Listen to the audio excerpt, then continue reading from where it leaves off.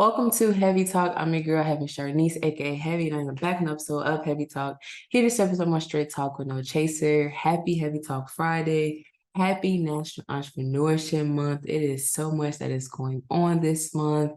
This month, my brands, The Black Blog and Heavy Talk Meter, are hosting a series for National Entrepreneurship Month. We will be interviewing Black business owners, Black entrepreneurs from all across the U.S. So be on the lookout for that. New interviews drop every Monday in November.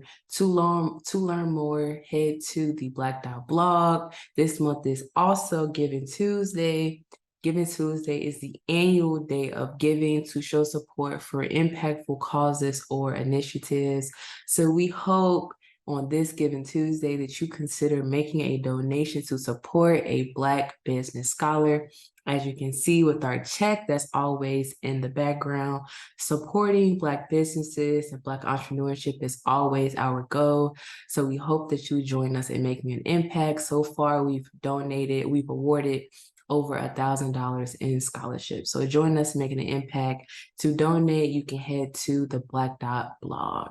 Now let's get right into today's episode, starting with your inspiration, your word of the day. Today's word is pitch. You never know when you'll be in a situation to pitch yourself or your brand. Practice your pitch. Don't get ready, stay ready. And as always, for daily inspiration or words of the day, make sure that you follow at Heavy Talk on Facebook, Twitter, and Instagram. You can also follow me at Heaven Sharnice. Now let's start with the conversation, the individual that has left social media in a tizzy, Mr. Keith Lee. Now, if you're not familiar, Keith Lee is a food influencer or a food reviewer who went viral on TikTok not that long ago because he was making reviews. Whenever he would try a place, he would make a little review video, and then he grew to become very popular on TikTok just because of his demeanor, how he carried himself, and how he did his reviews. His following grew so large that Chipotle even named a meal after him. So he's gotten really big. This is an instance of the power of social media. One day you could just be someone who's not well known, and then just from a couple viral videos, you can become an Instagram influencer, someone that's on red carpets, have meals named after you, meeting different famous people. So his life just pretty much took off from there in the public famous world. So since he's become famous or someone that people know with a large following, he's gone on to do a food tour. So I don't know how long he's been doing it, but I'll say for the last couple of weeks, it seems like he's been on a full food tour where he's been going to different states and he's been trying different restaurants. For what I can understand, he's been trying restaurants in these states that his followers recommend. I do know that he stopped in Chicago, in Illinois, my home state, and he tried Sharks and Heralds, which reignited the big debate over which one is better, Sharks or Heralds. So I know for sure that he came to Chicago. Nothing really seemed to go wrong when he went there. People let him give his reviews. There wasn't really a lot of pushback. If anything, people really agree with him on his analysis of which one is better, Sharks or Heralds. It seems like, though, his tour, his stop in Atlanta, is what has caused a bit of a problem. There's been so many different aspects to his stop in Atlanta that people have been talking about. So he stopped at a couple of places in Atlanta. I know he stopped at Candy Burris' restaurant, Old Lady Gang. He gave a review on that place, even though he didn't get any food. He talked about his experience, and Candy also responded to what he had to say. Before he went to Candy's place, though, he stopped at a restaurant by the name of Milk and Honey. And he went on to talk about his experience there, just overall, maybe a lack of customer service issue and how these restaurants are overall lacking hospitality. Once Keith Lee did his review of Milk and Honey, that's when people, of course, social media went on to fact check. They went on to look this, restaurant up. And then this is when people stumble across some rules from this restaurant. I want to read a couple of them because it was like, are y'all serious? After people read the reviews, in addition to what Keith Lee had to say, that's when people was like, okay, like this is a problem, not only in Atlanta, because people that live in Atlanta say this is not just something that Keith Lee is going through. This is just a thing that's a problem in Atlanta. These different rules that these restaurants have, their lack of customer service is just overall not a good experience. So Keith Lee only seemed to ignite this conversation. So here are some of the rules from this Milk and Honey restaurant. The top, it says house rules.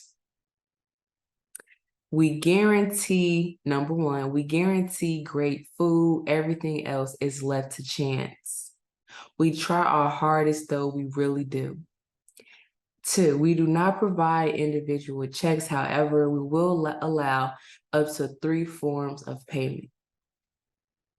3, 18% gratuity added to parties of 5 or more, or checks larger than $75. 18%?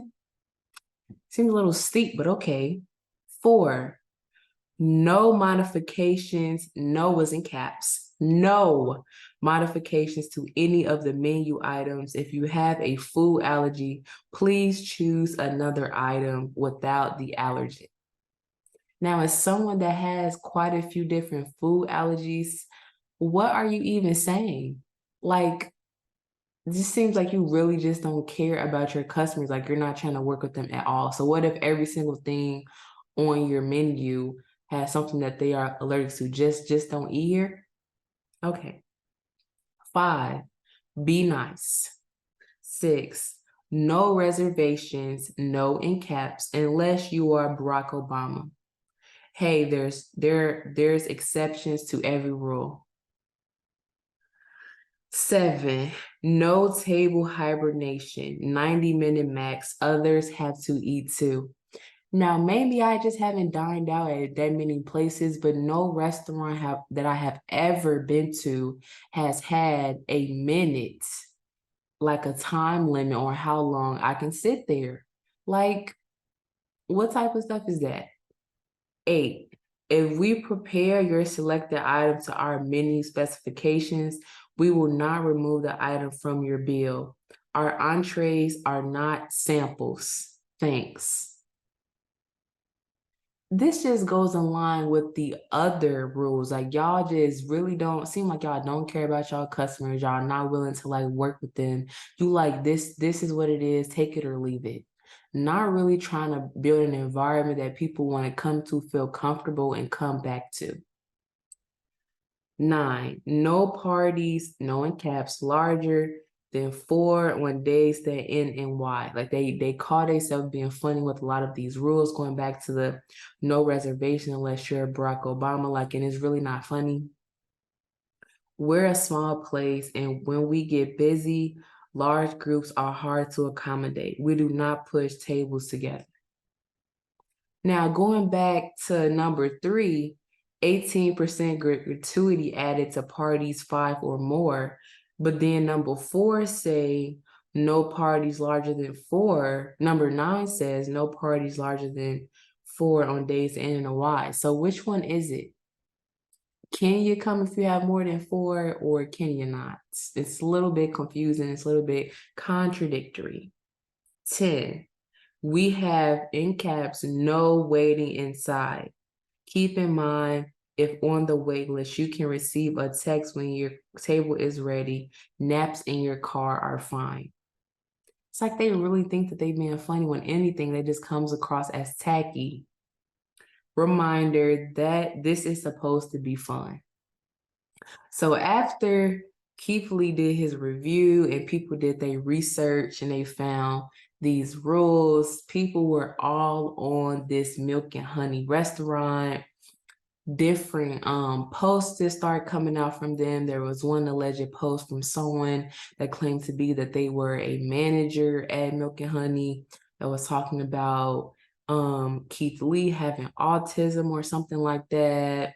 We're not completely sure if that individual really did work for Milk and Honey, but that's what they said. So that's what came out, just kind of adding fuel to the situation.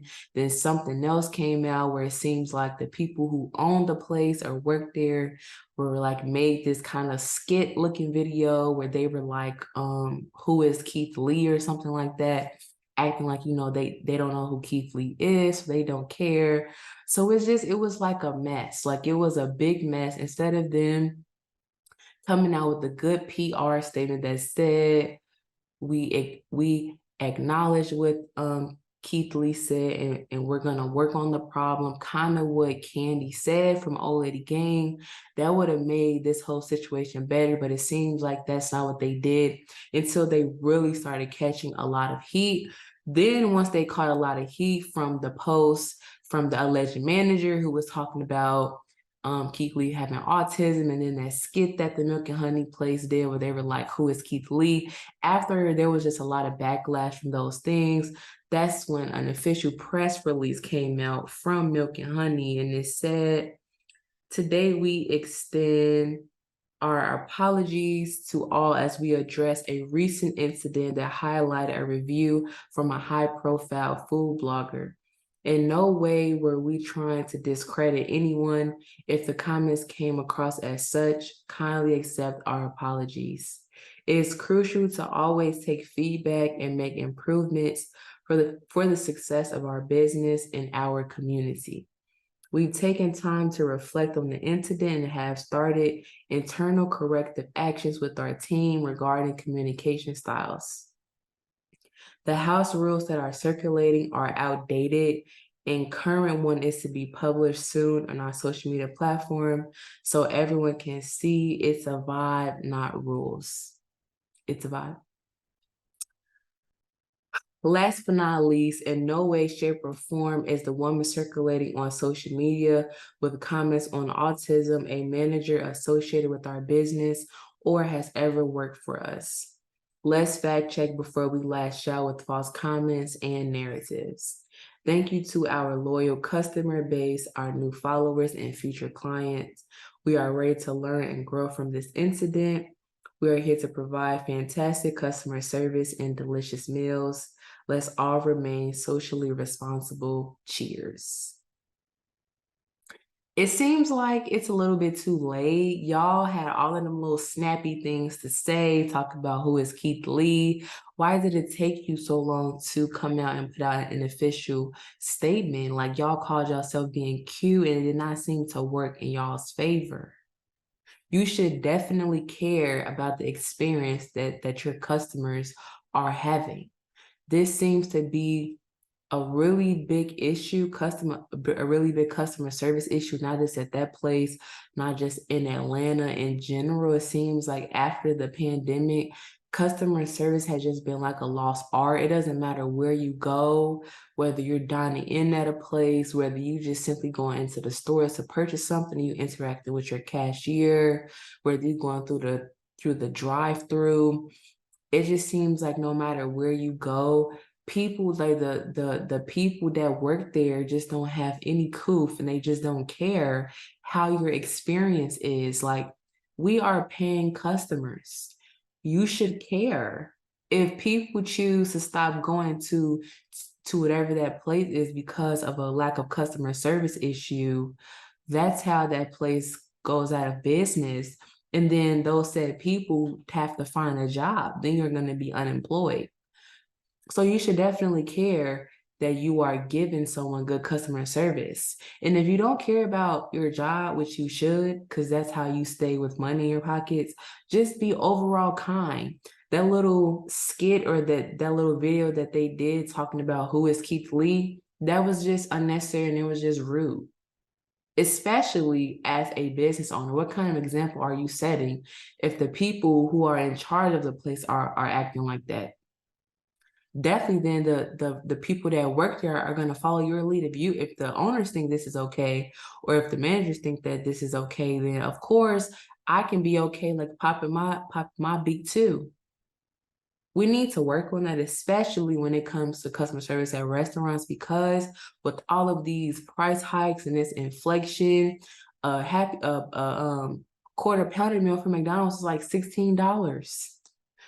A lot of people nowadays look at dining in as a luxury. It's something that they may have to save up for, especially when you have large families. So if this parent or guardian has saved up just to be able to treat their family to this meal and they go there and you lack of customer service, that's just very disheartening.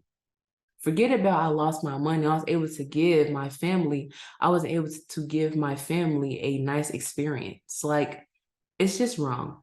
It's wrong. Milk and Honey, y'all need to get it together because that was just tacky. I've heard for a while that Olay Gang maybe does not have the best experience according to some people. So like overall, we need to work on customer service and hospitality because it seems to be a lost art at this point. Speaking about restaurants, let's talk about another list that's been circulating on social media when it comes to first dates and where people feel like you should not go on a first date. Before we talk about that, though, this kind of ties in line with this. It was a Cheesecake Factory video that was circulating a while ago from this lady that apparently she was going out on a date and they were in the car together and the guy pulled up to the Cheesecake Factory and she refused to get out of the car and she was recording because she was like, ain't no way she finna go in the Cheesecake Factory. Like there's something wrong with the Cheesecake Factory. Maybe it's just me. I like the Cheesecake Factory. The pie stickers at the Cheesecake Factory hit. Like, I'm not really seeing what the problem is. As long as you're having a good time, to me, a good day isn't necessarily about where we are going or what we are doing, as long as we're spending quality time.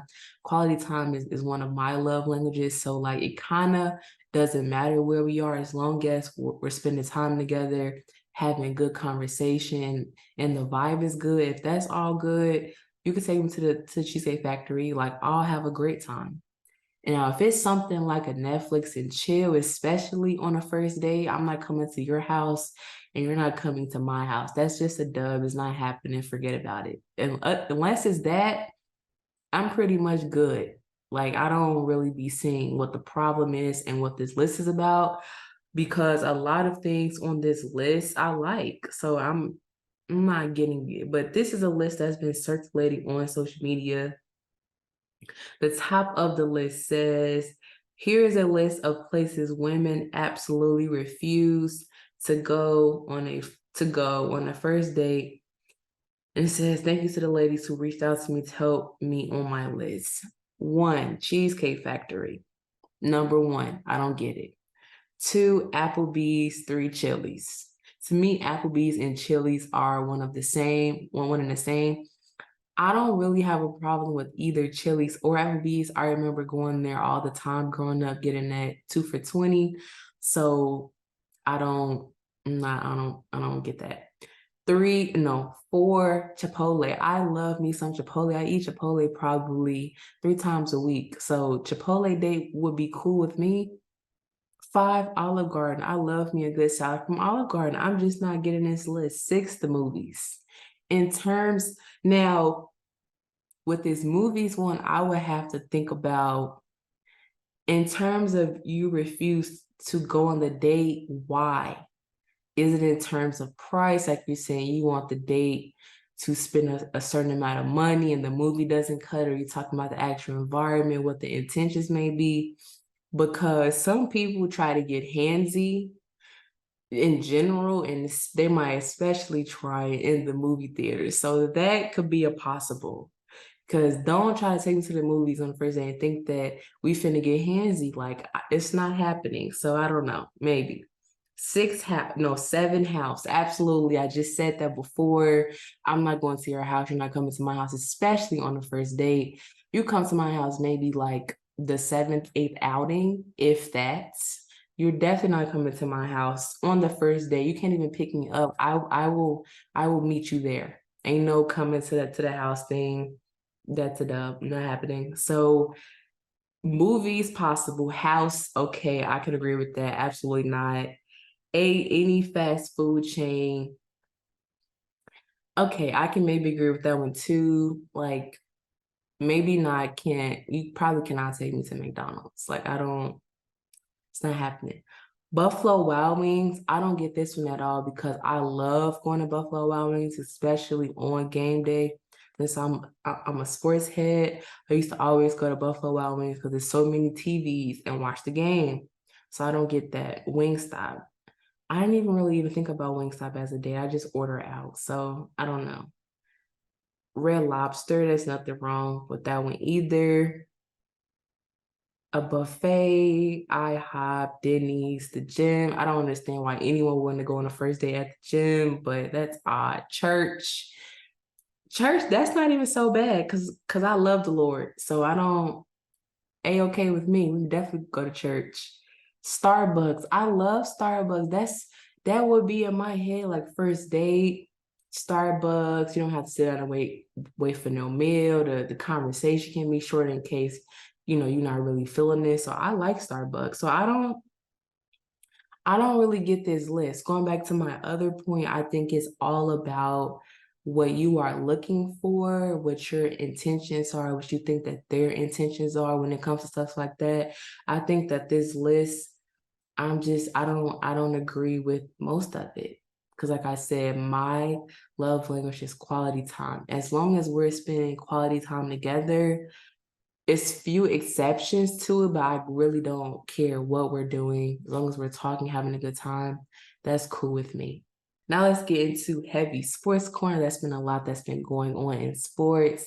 Let's start with the trade of the week in the NBA, and that is James Harden has officially been traded from the 76ers. If you've been familiar with all that's been going on, that's not that surprising because during the offseason, right before the season started, we've seen the comments that James Harden made about the owner of the 76ers. I think that he even called dude like a liar.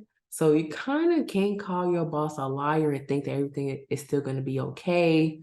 So it was really just a matter of time and trying to see when this was going to happen. It kind of became obvious that he was definitely going to get traded after he didn't play in the first couple games. And the 76ers really couldn't give any definite reason as to why he wasn't playing. So it was not that shocking to anyone. I think the more shocking part was where he got traded to, and that was the LA Clippers.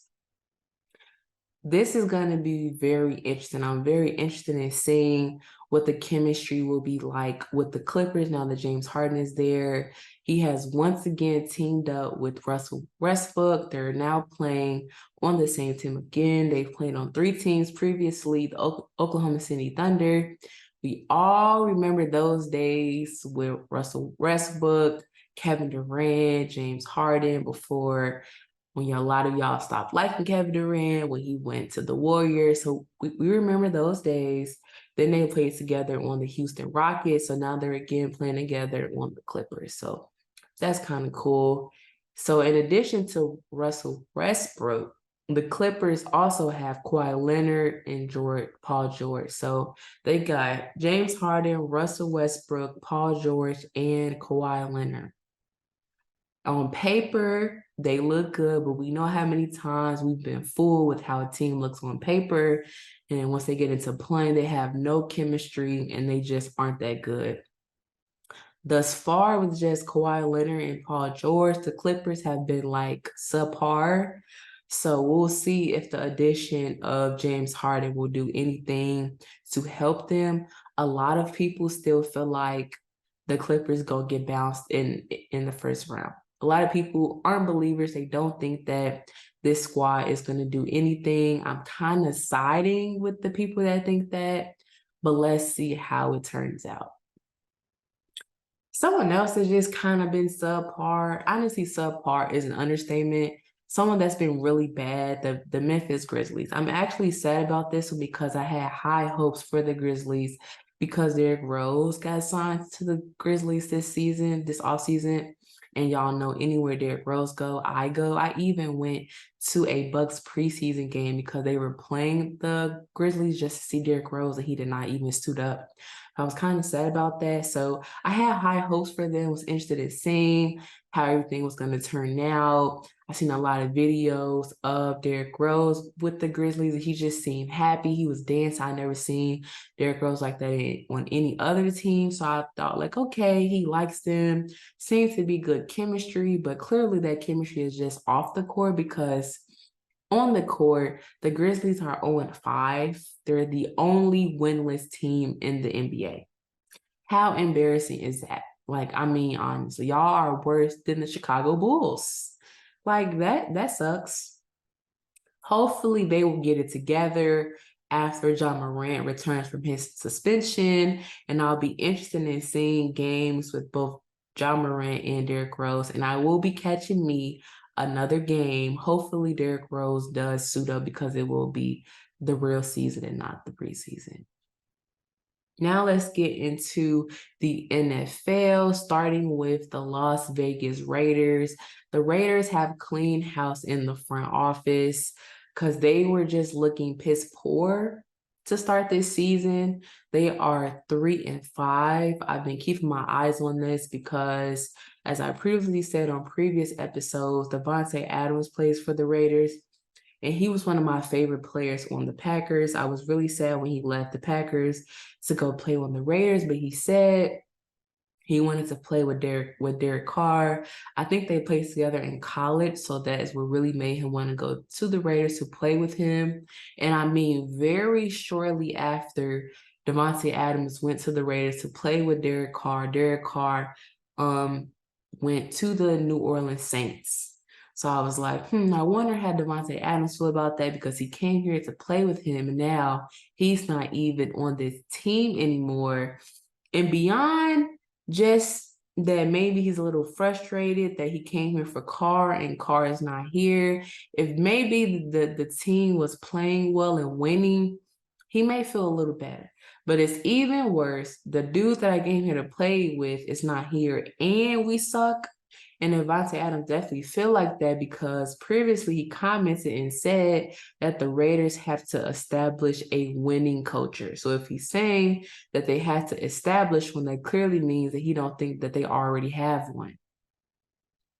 So he's been making comments kind of game after game, just expressing his frustration. And it seems like after the Raiders lost on Monday Night Football to the Lions 26-14, that's when even the owner of the Raiders got fed up because he not only did he fire the GM, he also fired the head coach. And I think I read something that said that he also fired the offensive coordinator. So the owner of the Raiders, who is also the owner of the WNBA Aces, has just like, I'm not going to be dealing with this. It's time that we get this together. So I'm interested in seeing if, since the firing of the GM, the head coach, and maybe the offensive coordinator, if the Raiders will be able to turn it around. I'll also be interested in seeing how Davante Adams' future with the Raider pans out. A lot of people were like, they should just trade him and just do him a solid and just train him because he came here to play with Carr. Carr is not here.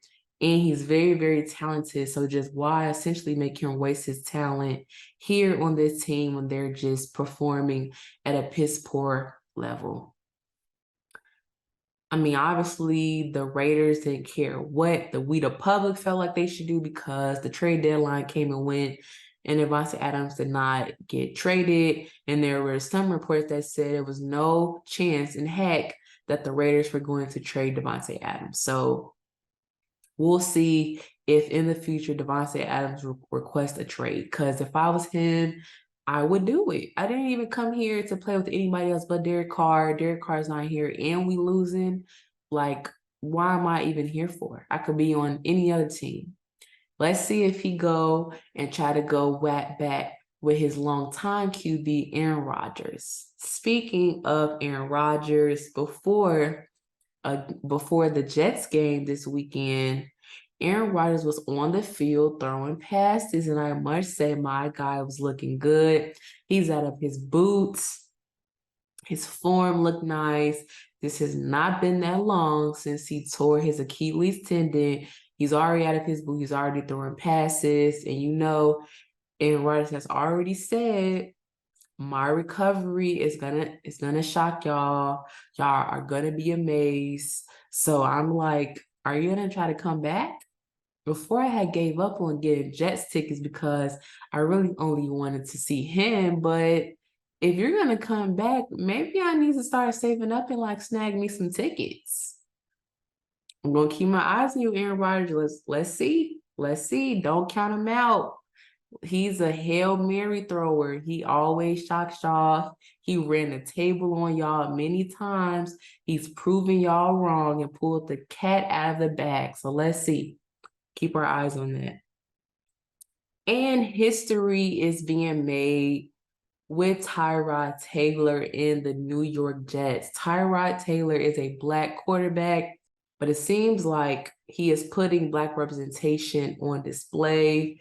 He made history last weekend with the Giants. Since 1925, when the Giants entered the NFL, no Black quarterback had won a game for the Giants. Can you believe that? Since 1925, no, zero Black quarterback has won a game for the Giants until last Sunday when Tyrod Taylor became the first Black quarterback to ever win a game for the Giants after their 14-7 win over the Washington Commanders. Clap it up for Tyrod Taylor. This is just kind of though another sad instance. We are too far into the history of the world for we still to be saying the first Black person, the first Black woman, the first woman. Like, we are too far into this world. That just doesn't make any sense. It's an indication that there are still clear problems that we need to work on. Even still, congratulations to Tyrod Taylor. Super proud of you.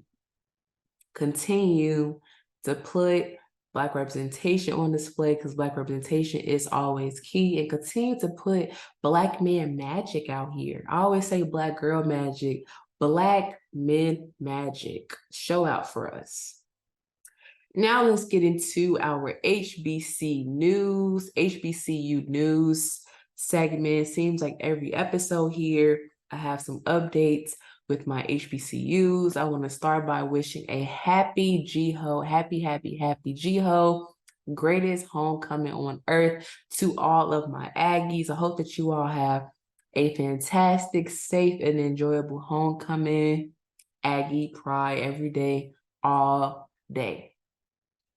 More with my HBCUs. Congratulations or just great news for everyone at Morehouse College. Morehouse College announced a partnership with Debt Collective. Debt Collective is a nonprofit debt relief or a debt relief advocacy group.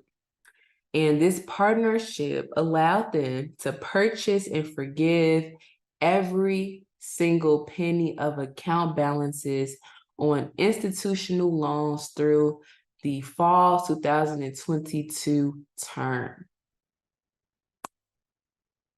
Love to see it. So some students got their account balances wiped out.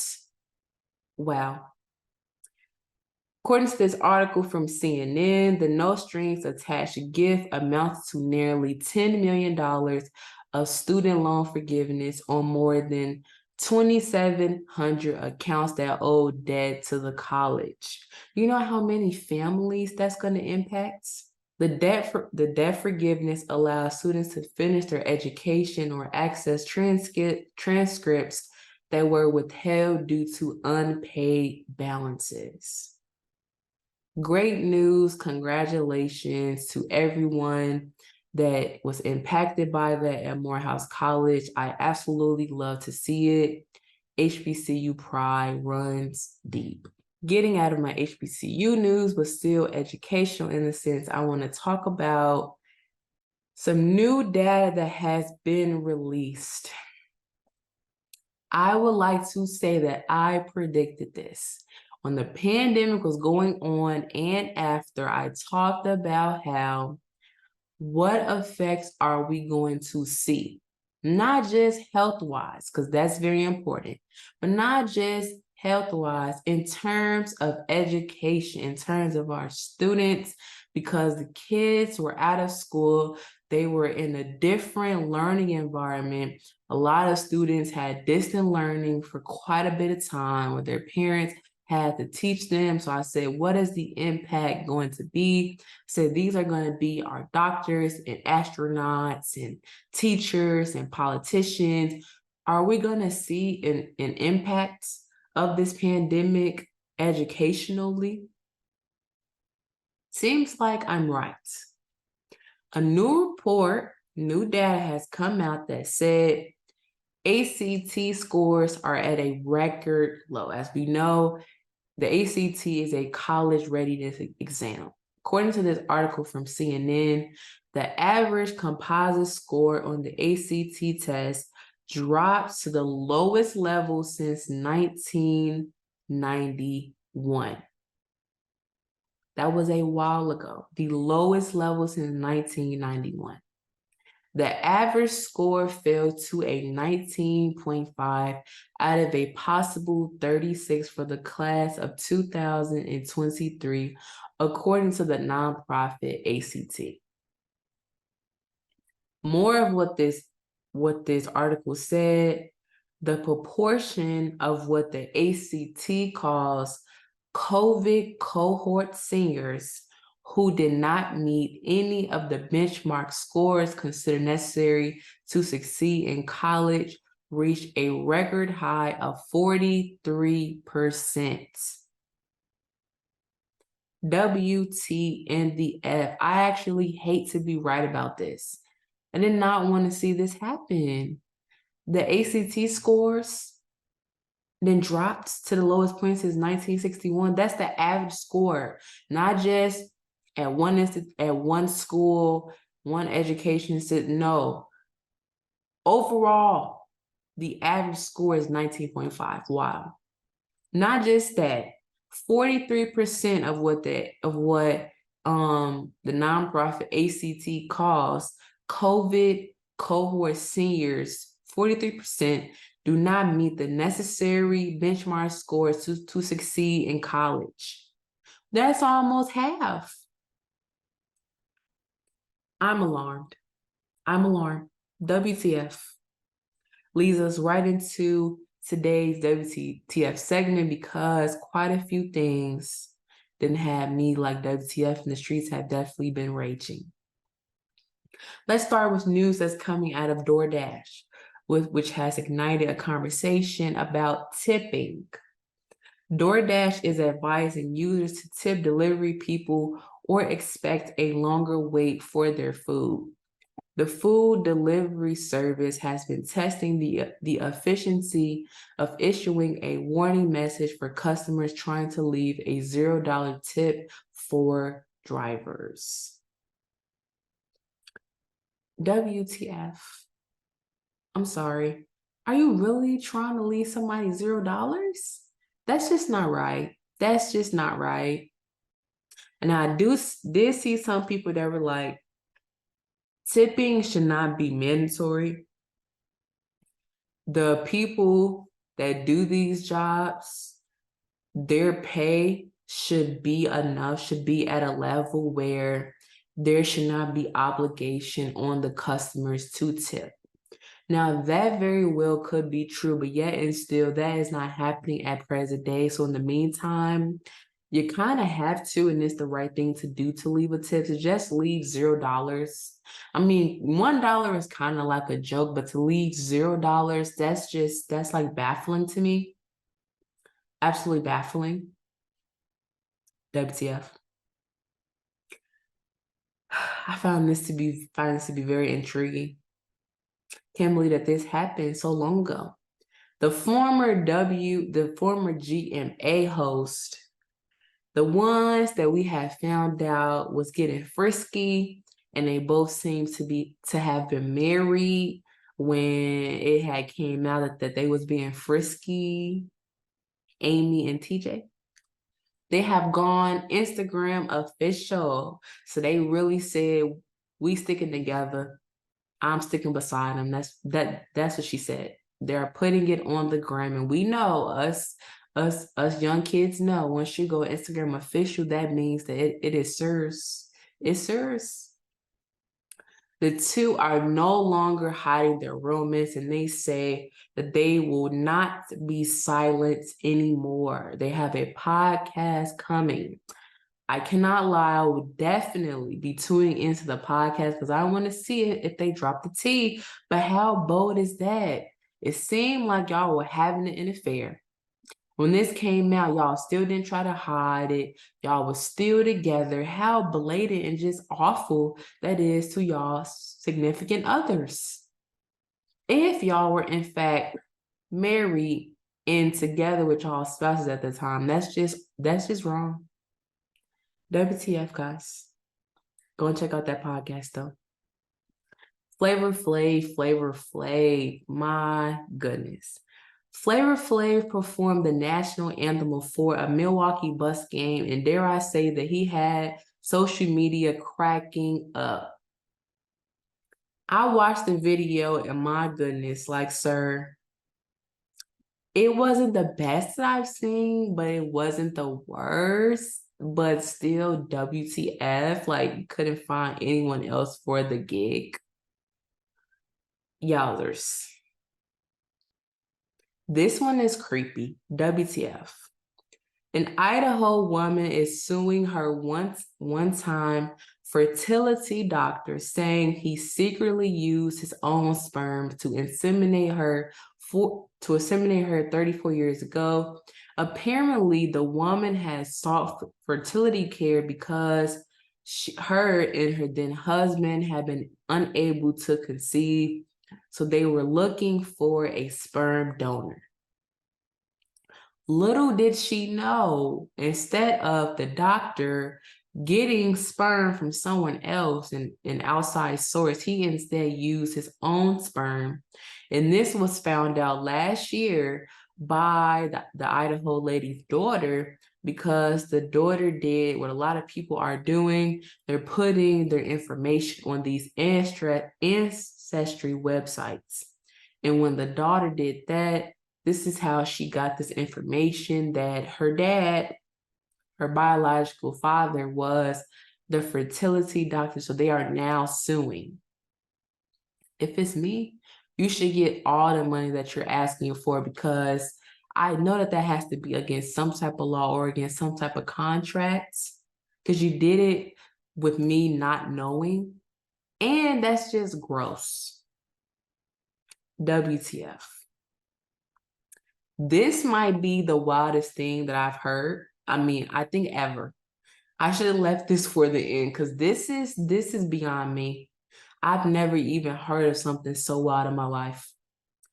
An Atlanta woman is in shock after learning her house was demolished while she was on vacation. I have to read this article. This is how the story goes. The lady was on vacation, enjoying herself, relaxing. She got a call from a neighbor that was like, did you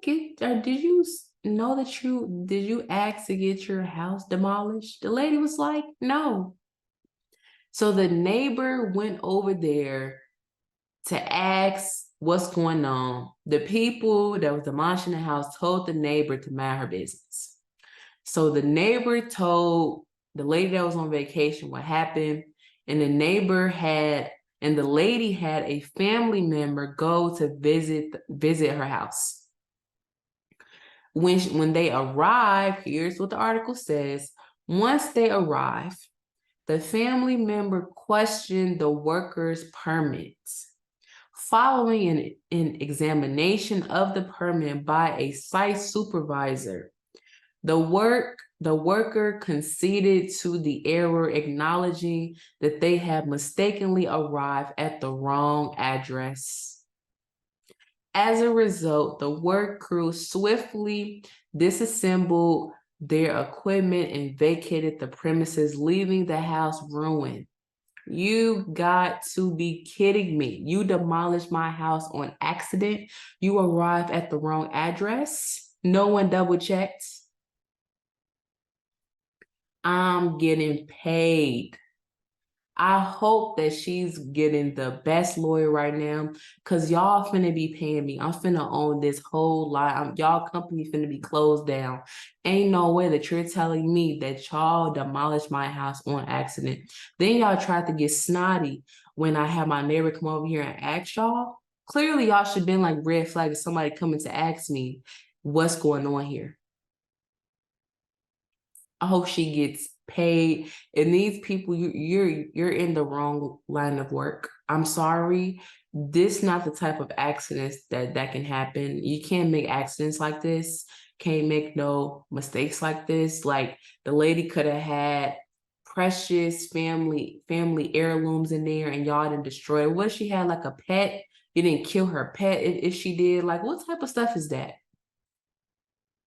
WTF. I mean, what's going on here? Another one that's equally, I don't even know equally because that was a lot, but kind of outrageous, this one.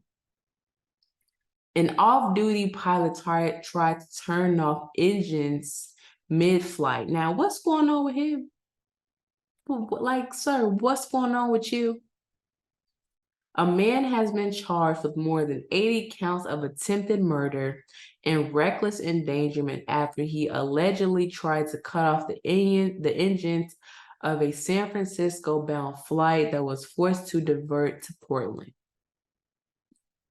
What was going on with you that day where you decided it was a bright idea to try to turn off the engines mid-flight and just kill all those people on the plane? Sir, now you're finna be going to jail. To learn more about all of these things, I always post them at HeavieTalk on my Facebook page so that you can learn more about all of the WTF moments. So go check it out. That wraps up today's episode. I hope that you enjoyed as much as I enjoy recording it. Happy HeavieTalk Friday.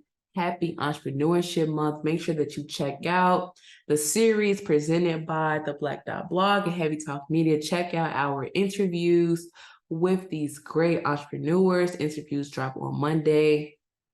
They will premiere first on HeavieTalk Media's YouTube channel. So check it out there and check it out on our podcast, The Black Dot Blog, available on streaming platforms. We again ask that you consider making a donation to the Black Business Scholarship. Help us support Black business owners. As you can see, we take our role seriously in helping to create generational wealth for Black families and Black communities. I will catch you here for more Straight Talk with No Chaser next week, same place, same time. I'm your girl, Heavy Charnice, aka Heavy, and I'm out.